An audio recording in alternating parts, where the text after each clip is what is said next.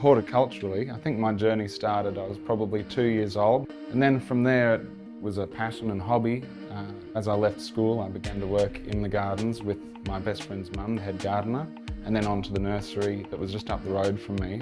And after a few years there, the boss encouraged me to go get some study under my belt. And after doing a bit of a recce at what was available, Ryde School of Horticulture offered a diploma program. And 1.5 years later, I had my diploma. I had fantastic teachers and lecturers, made some lifelong friends there. And I mean, the knowledge started, but you know, you always want more. So realising that I wanted a bit more out of the industry and wanted to get some experience and knowledge under my belt, I heard about the Global Footprint Scholarship and I thought, you know, what's this? And did some research and applied. I got it and it let me go spend 5.5 months overseas.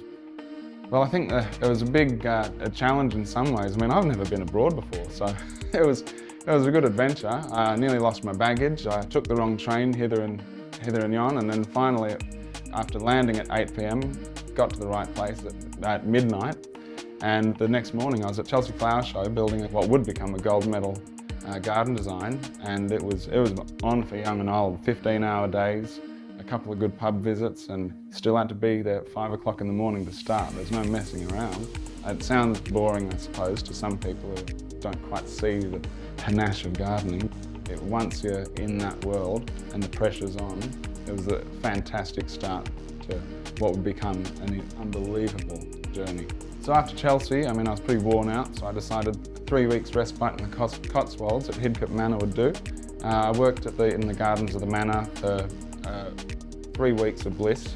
Totally different feeling, historically significant, National Trust property. And then from there, blitzed down to London, staying in Twickenham for Kew Gardens. I mean, where else can you go for botanical intrigue? It is the birthplace of botanical horticulture. So after Kew, I went down to Hampton Court Palace and spent 3 weeks in the gardens there. And I spoke about history in the last 2 placements. Hampton Court Palace, I mean, you can feel the ghosts behind you.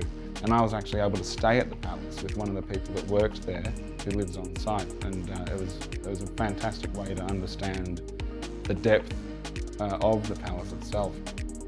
So going on a Global Footprint Scholarship didn't just improve my professional development or contribute to professional development, it was also a lot of fun. The whole trip, 5.5 months away from home, leaving family and life behind for a period of time, it was a daunting process, but it has been the most rewarding thing I've ever done professionally and personally. It's allowed me to grow into who I am today. I'm still on a journey. This has just been a massive stepping stone. Once I got back, I decided, well, where am I going to go now?